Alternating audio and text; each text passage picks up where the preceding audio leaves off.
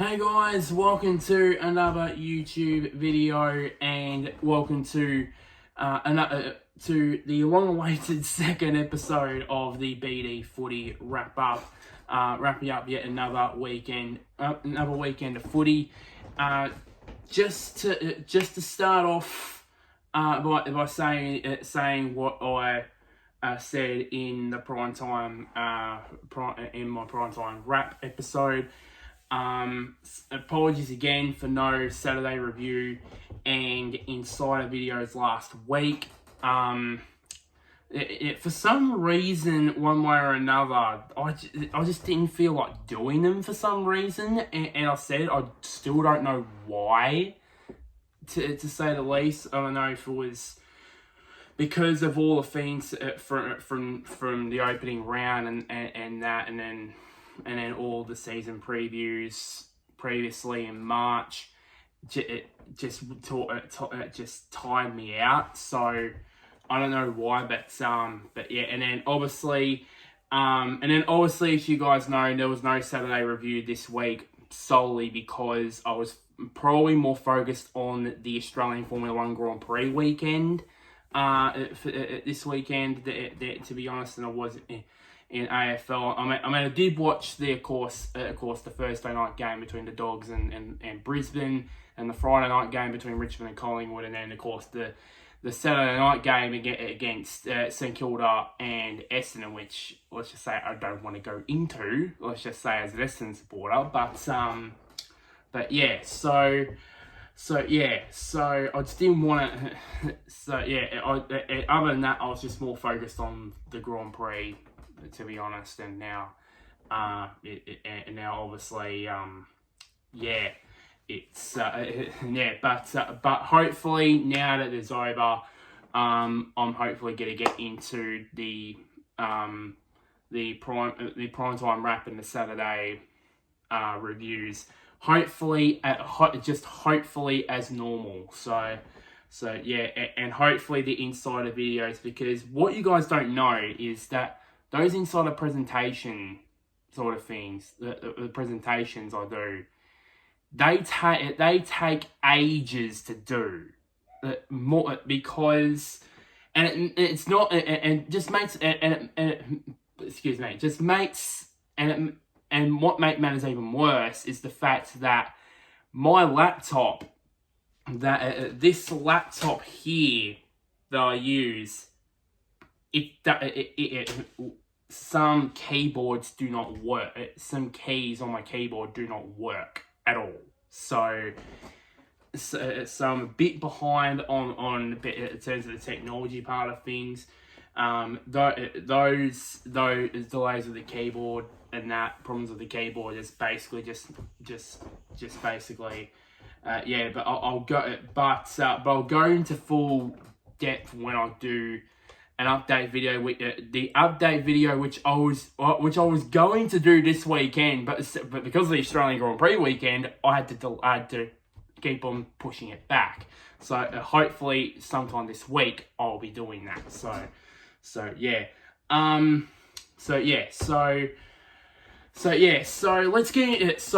let's get into the episode. Into this actual episode and review the topics from round 3. As I said, I'm not going to talk about every single game, otherwise we'll be here for 2.5 hours, and I've got work tomorrow. So I'm going to keep this as short as possible. I'm going to be talking about problems surrounding Geelong, or are they in the absolute mud at the moment? Is there early season 2022 vibes back for West Coast? That bloody umpire dissent rule that reared its ugly head yet again this weekend. I'll talk about that in a little bit. A couple of injuries that came out of this weekend. And a fair few suspensions, a couple of them that are going to be at the tribunal during this week. just one bit of trade news about a very in-demand key forward, and some other news as well around the football world. So yeah. Let's start off where I think we definitely start. It is Geelong.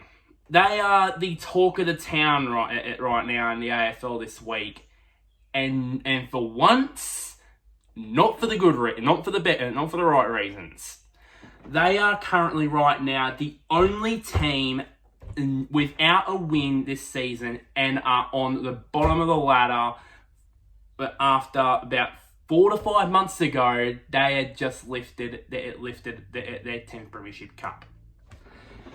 Things are not going too well down at the Cattery. Too well. They from what I've heard, they got totally outplayed by the Gold Coast Suns. It was a well-deserved win. They led for most of the game, so it was not like it was a lucky win. It was a well-deserved win for the Suns, their first of the season. I'll talk about the Suns in a minute. But it's all about Geelong, and they are in serious trouble right now.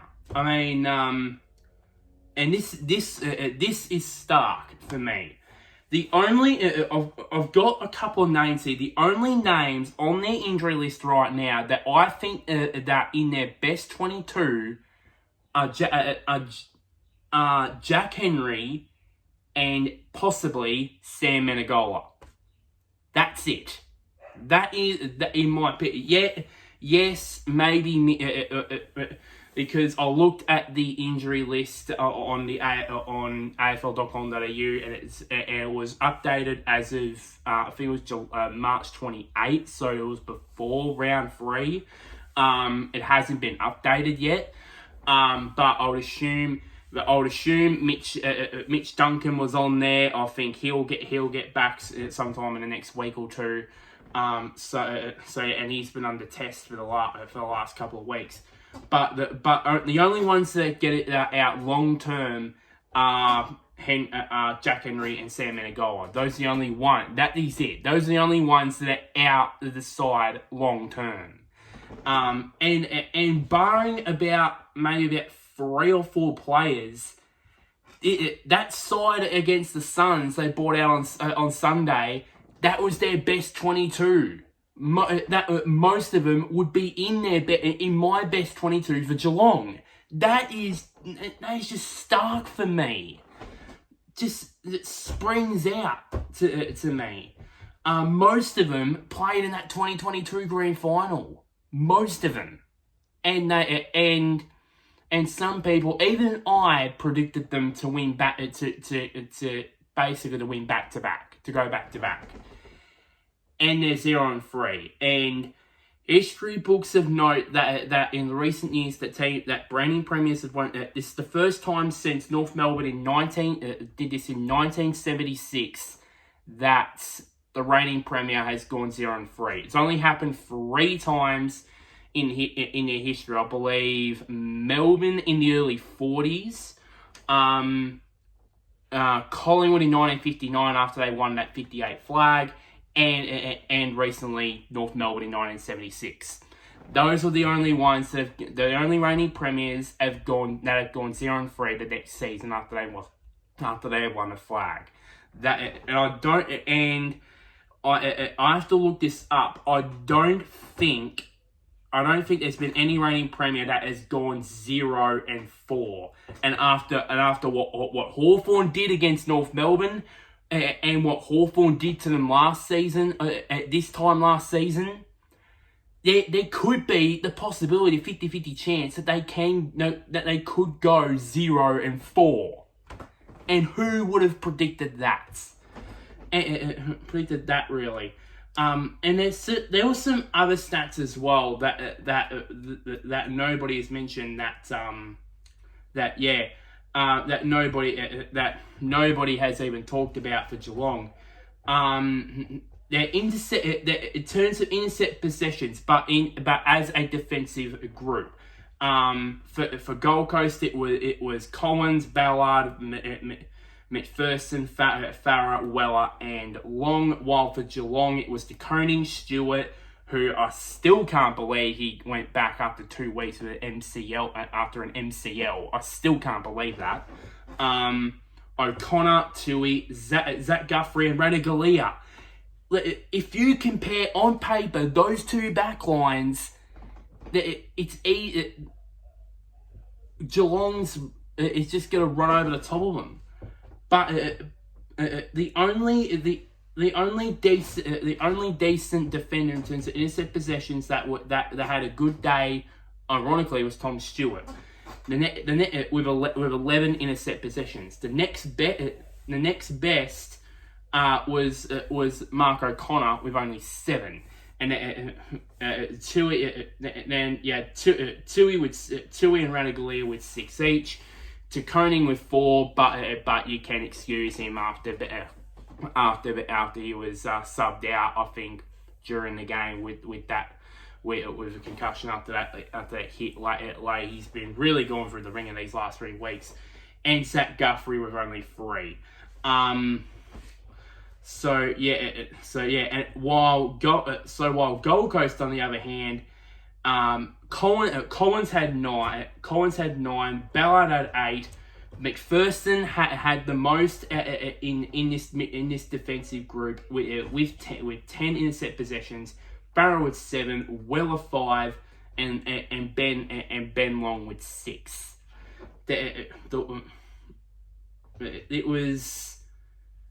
It's just unbelievable, and it gets even worse as well in terms of the contested marks and total marks. So basically, going back on the intercept possession theory, obviously altogether as a defensive group, Gold Coast had 45 had 45 intercept possessions, while Geelong had 37. As I said, on paper, it would probably be the other way around, but that's not a given. That basically doesn't exist in AFL. Especially in the modern era, it's even though you compare teams on paper, you can't say, oh, this side's better anymore. You can't just do that now because of how even the competition is. So back on the contested marks. The contested and total marks as a defensive group. So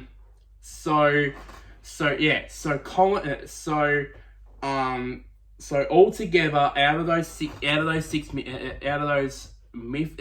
defensive backline groups, as I mentioned, that's what I should have said, backlines. Gold Coast had 31 total marks. 4 of them were contested. Compared to Geelong's 36 total marks, 8 of them were contested marks. What can you say? What can you say? And this is the problem here. This one springs out to mind for Geelong. Stewart was clearly their best defensive player by far. It has been for years for Geelong. With 13 total marks. The next best, De Koning, O'Connor, Tui, and Zach Guthrie.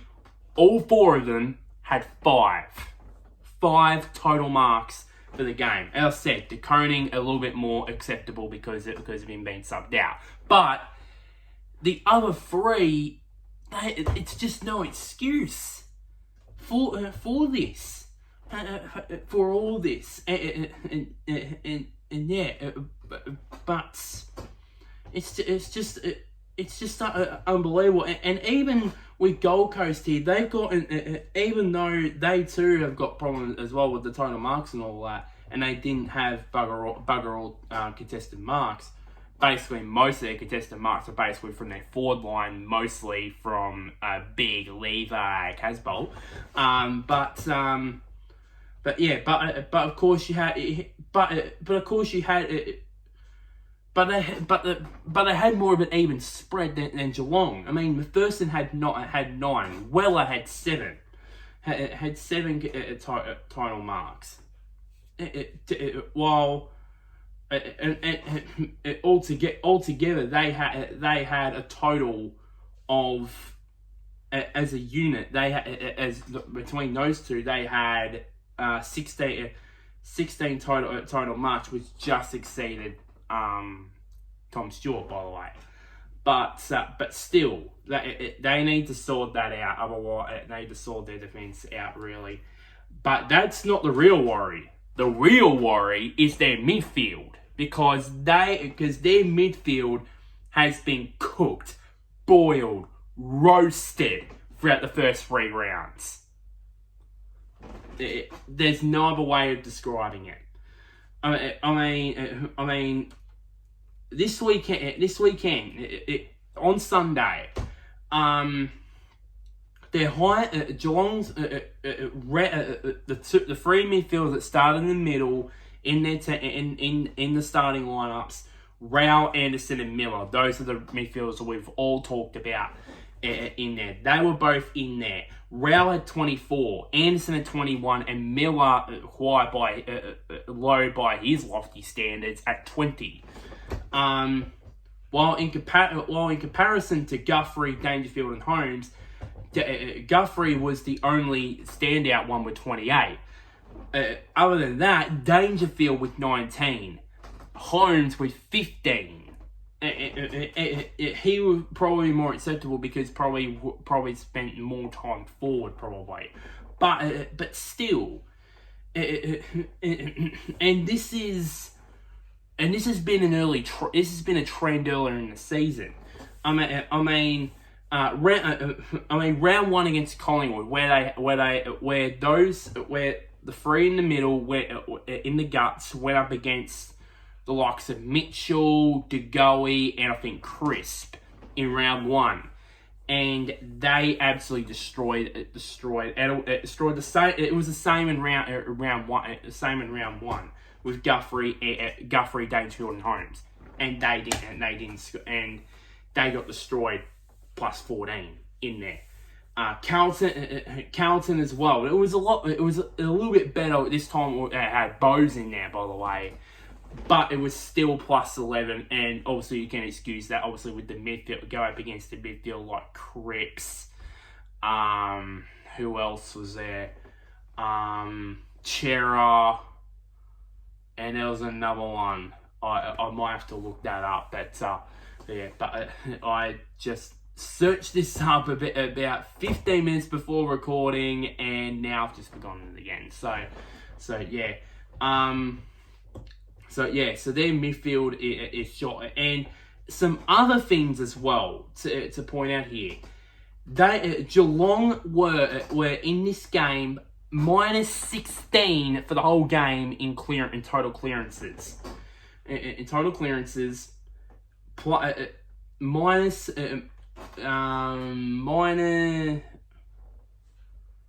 they were minus 11 in terms of stoppages, stoppage clearances, and they were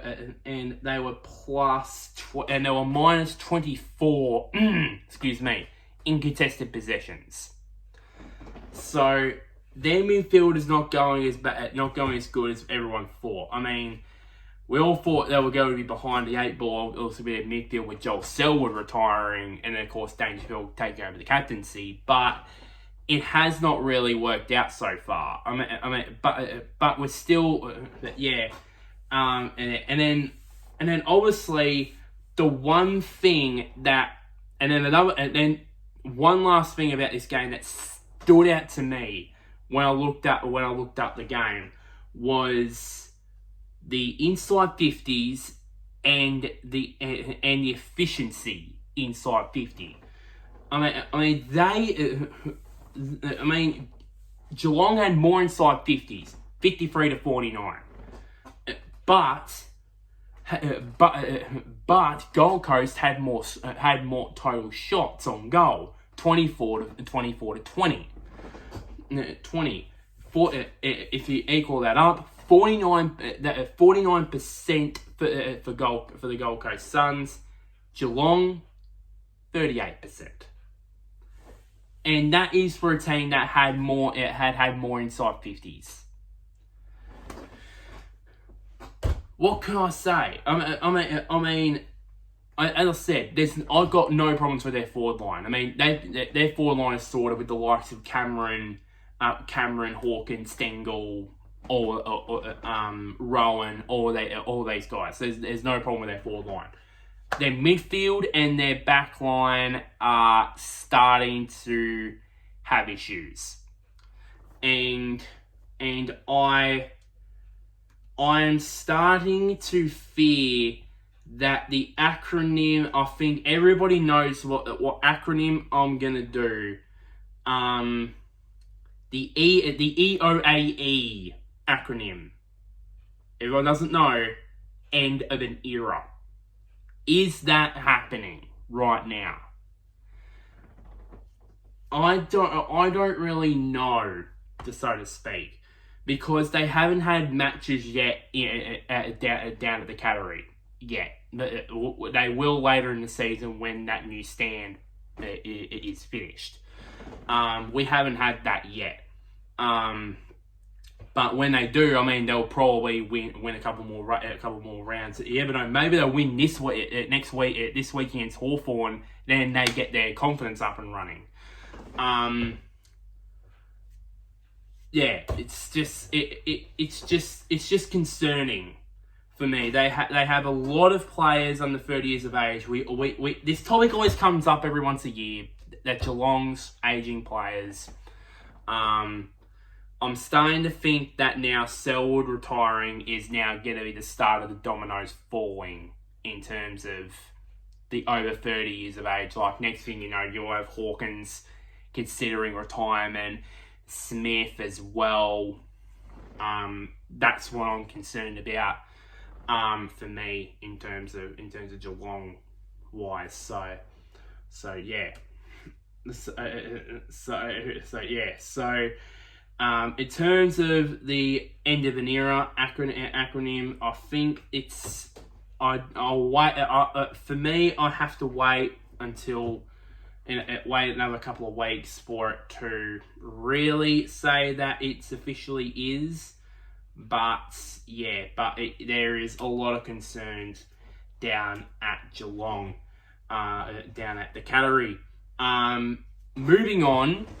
So moving on to West Coast. Obviously, they just come off from another WA Derby battering in the hands of the Fremantle Dockers. I think it was by 41 points, handing the Dockers their first win of the season, which leaves Adam Simpson's side 1-2 after 3 games. It was also made matters worse by the fact that not 1, not 2, not 3, not 4, but 5 of their most important players got injured in this game. Jeremy McGovern and Luke Shuey both suffered hamstring injuries. Alex Wibberton suffered a head knock, which means that if it's concussion, which means that he'll be out for the next week, out for the next couple of weeks.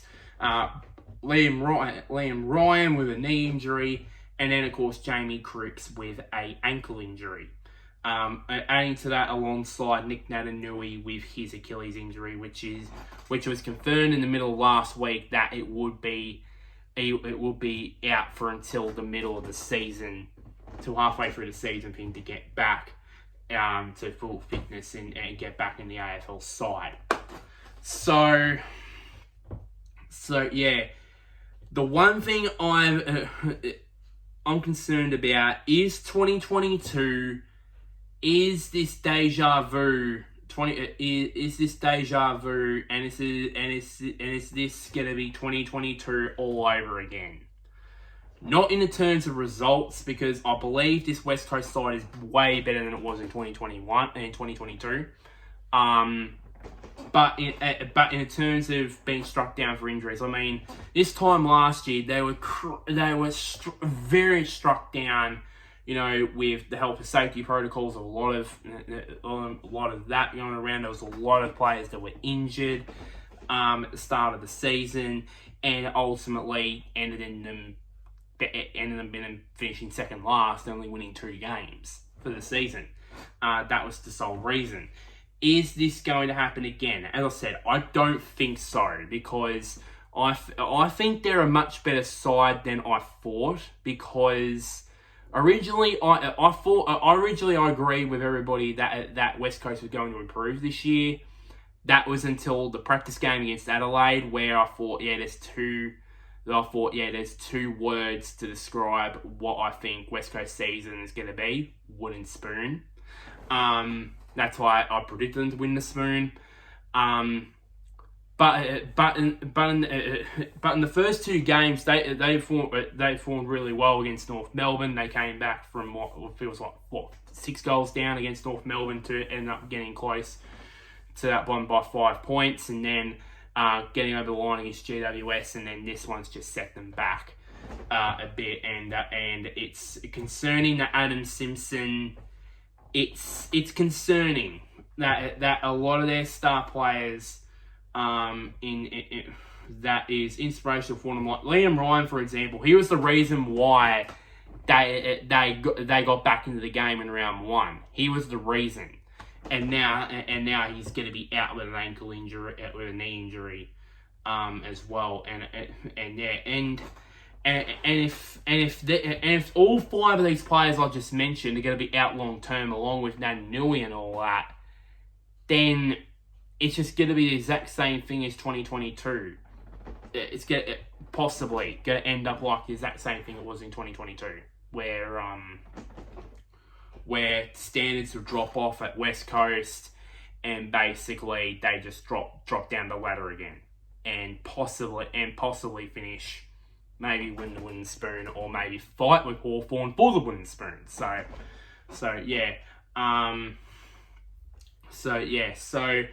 it is very much concerning, really, for West Coast. So I'm going to be interested to see how they will go this week. Without these 2, I would assume assume Adam Simpson will try and simply get some of these players I mentioned up for the game next week, but maybe some, because it hasn't been confirmed yet how long all of these players are going to be out for.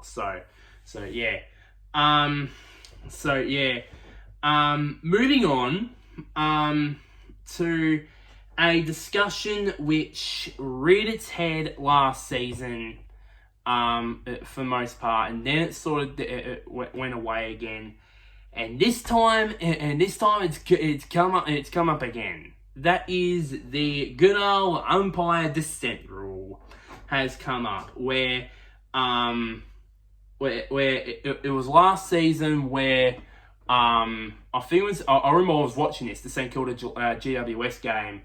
I think a St Kilda player went like this, and then basically got given the 50-meter penalty. And then on the Easter game last year, a couple of Hawthorn players was demonstrating to the umpire, and pointed to the scoreboard, and then that got received a 50-meter penalty, as well. And then afterwards, there was no talk. They slowly changed the rules, and that was never spoken of again until this weekend in the Carlton GWS game. In this game, obviously, I can't remember. I think it was Mackay, or Curnow, kicked on goal, or I think there was a penalty that probably should have been handed out, but it wasn't. Then it was handed off to Curnow, who kicked it through from behind, while in the background you could see Stephen Canelio going, going like this to the umpire, and then and then just as that happened, he's just and then the umpire's given a free kick to Carlton for umpire dissent. And I don't know if you've heard the audio from this when the umpire was talking to Lachie Whitfield about it, and Whitfield thought that it was he that gave away the free kick, but the umpire said no, it was Stephen, and it turns out it was because of doing this, and I know it's there's two sides to this. It's the one side of this is that is not dissent. For me, I've seen people do this throughout most of 2022 and throughout all the first initial games of the season. I've seen them do this and nothing else has happened.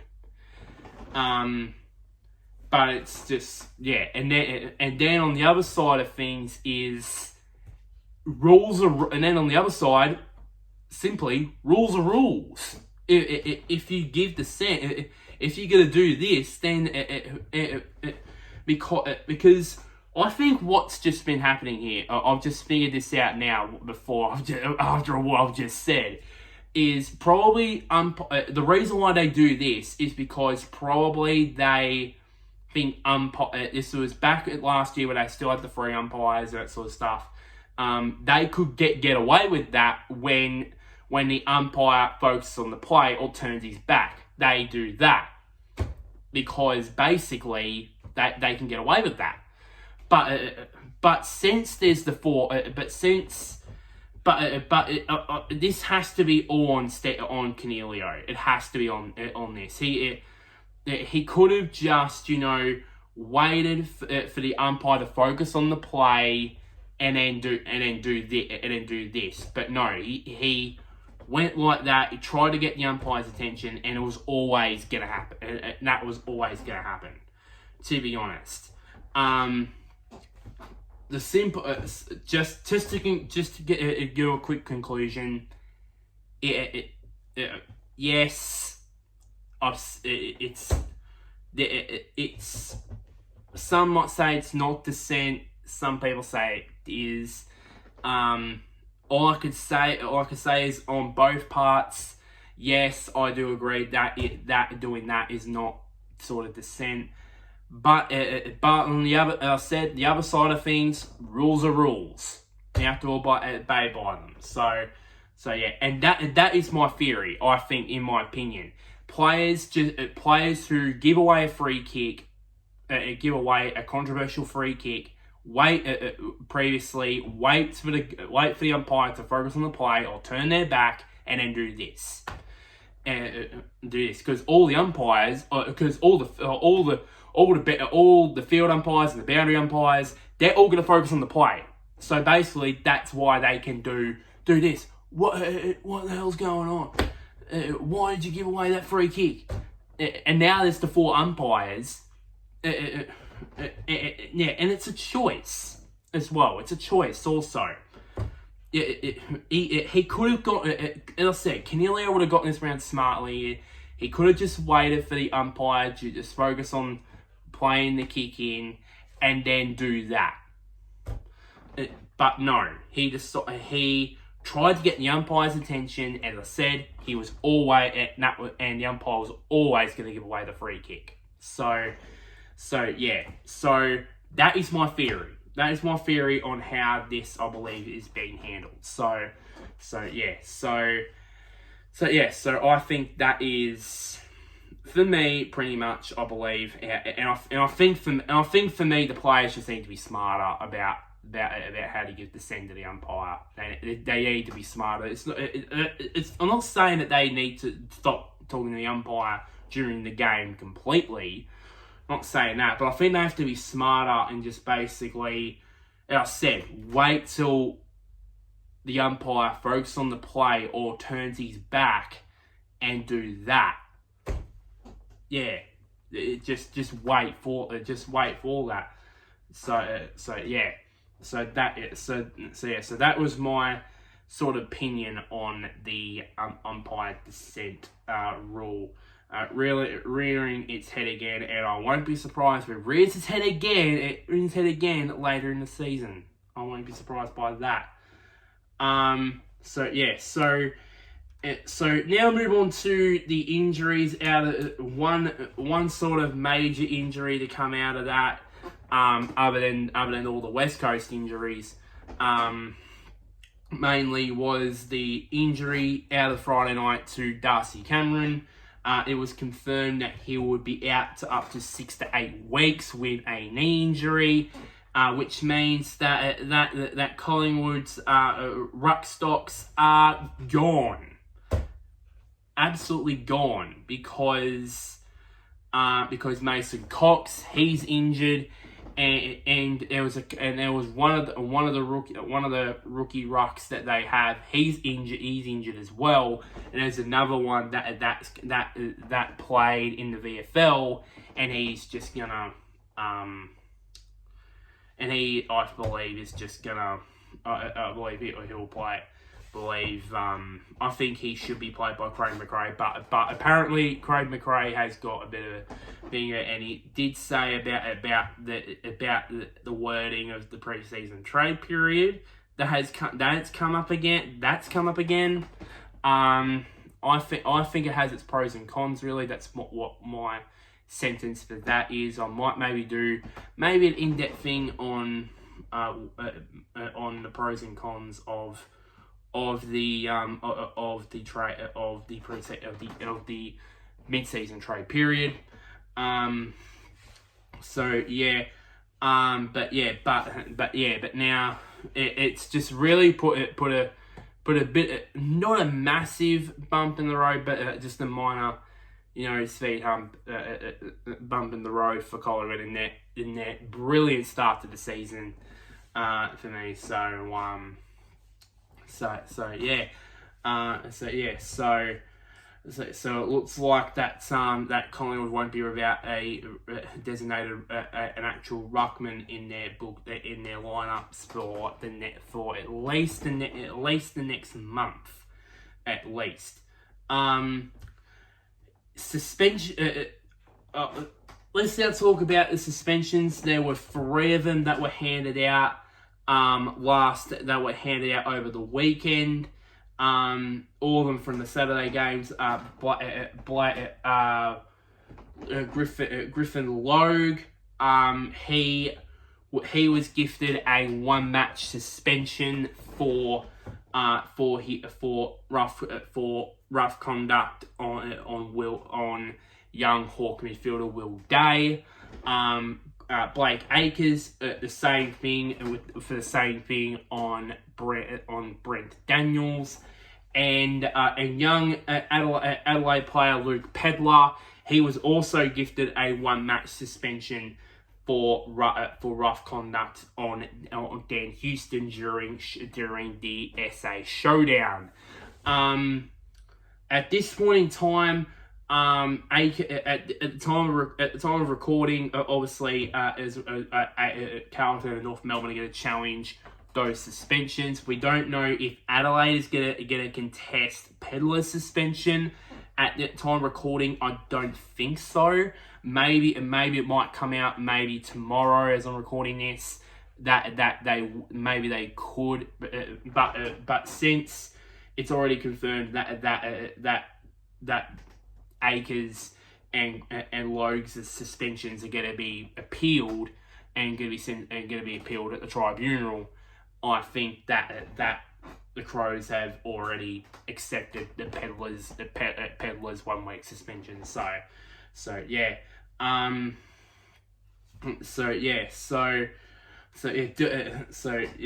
going to be pretty interesting to see if Acres and Logues' suspensions are going to be overturned, or they're going to be the exact same. And for me, this appealing, I have to address something here. The appealing for AFL is a joke. Nobody has mentioned this at all. It's a joke. For example, the NRL does this perfectly. For example, in the NRL, if I do, for example, high shot on a player and I get on report and I get suspended for 2 games, and then I decide, no, I didn't do anything wrong, I'll appeal it. Then I lose the appeal, I get an even more suspension, which means it will go from 2 weeks to 3. For this one, for AFL, it's just, if they lose the appeal, that stands. What I think they should do in the future is, if they lose the appeal, just add a further week to them. So it basically sends out a message to all 18 clubs that if you are wanting to appeal your players' suspensions and you lose, you're gonna get double the your player is gonna get double the punishment. So in this case, not if it's 2 matches, it's not gonna be 4, but still it's still gonna be double the punishment. So that's what I think. Rant sort of over. So moving on to the trades, there was not much trade news this week. Only one, which was 4 big Melbourne clubs again are linked to Gold Coast key forward Ben King. All those 4 include Essendon, Collingwood, Melbourne, and of course, not surprisingly, St Kilda. Currently, at this point, he's currently contracted to the end of 2024. And I believe at the end, while his contract ends, I don't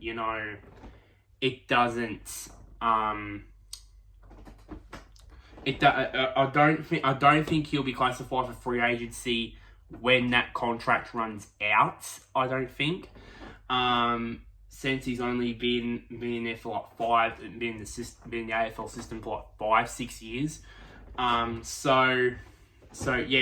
So I believe, in my opinion, I think that it's just, I think for me, I think for me, I don't think he'll go this season. I don't think at the end of this. I think maybe the end of next season will be interesting to see if he does stay at the Gold Coast Suns, if they are successful this season and of course the next season, or he goes to another club. I think for me, I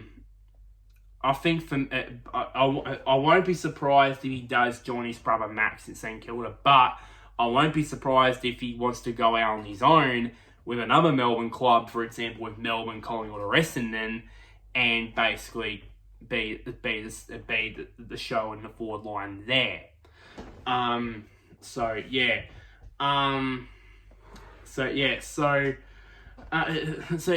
are currently just rumours right now, but at the moment, Ben King is currently linked to the Bombers, the Pies, the D's, and not surprisingly, the Saints in the trade period. One last bit of news. It was announced just today that the records just keep on tumbling in the AFL in terms of attendance records, because it was announced that it is the highest opening 3 round attendance, or highest attendance for the opening 3 rounds of all time. Exceeding 2018's mark of 1,108,631.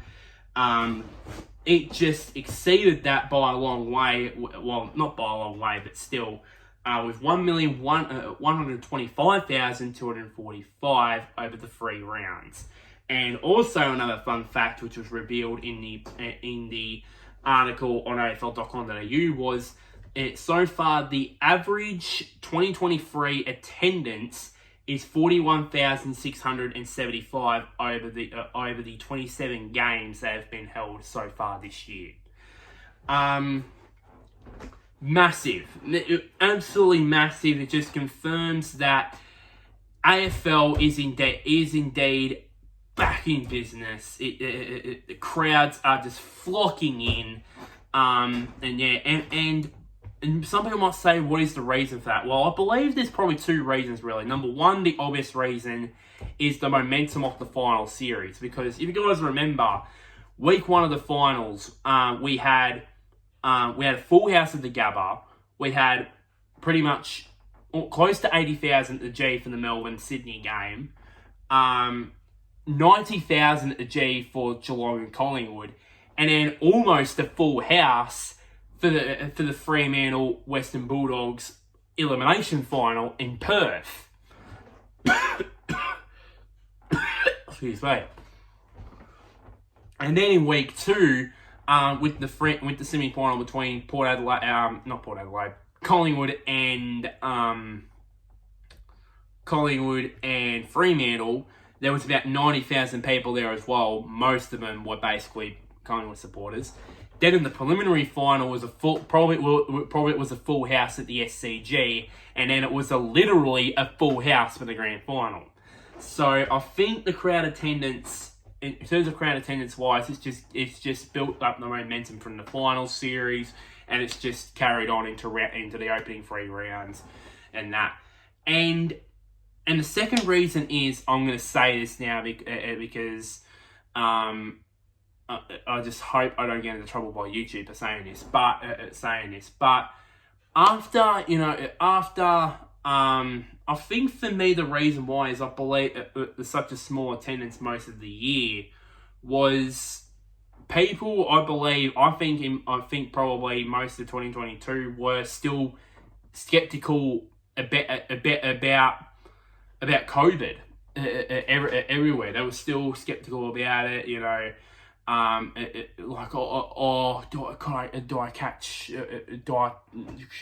Could I test positive? If someone tests positive at the game I'm going to, will I test positive? So that's why there was not many people there at football matches last year, for most of last year. But this year, that skepticism is now gone. It's now gone.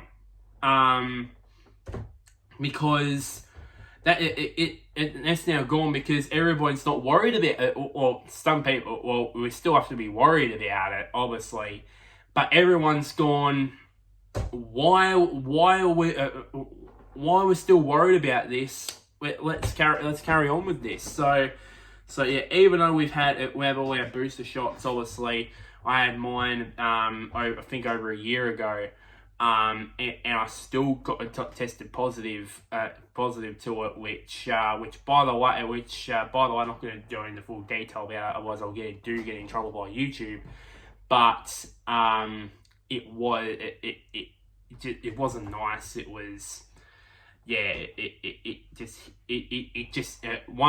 hits you like a ton of bricks. Let's just put it that way. For those who haven't had the what illness before, but I probably should say it now because I obviously said it. So yeah, but that's probably the reason why it's such big attendance for the AFL is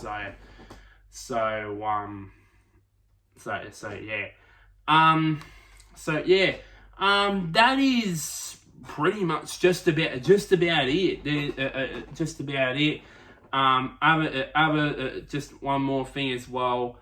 As a Collingwood hater, thank Christ the prison bar jumper is back.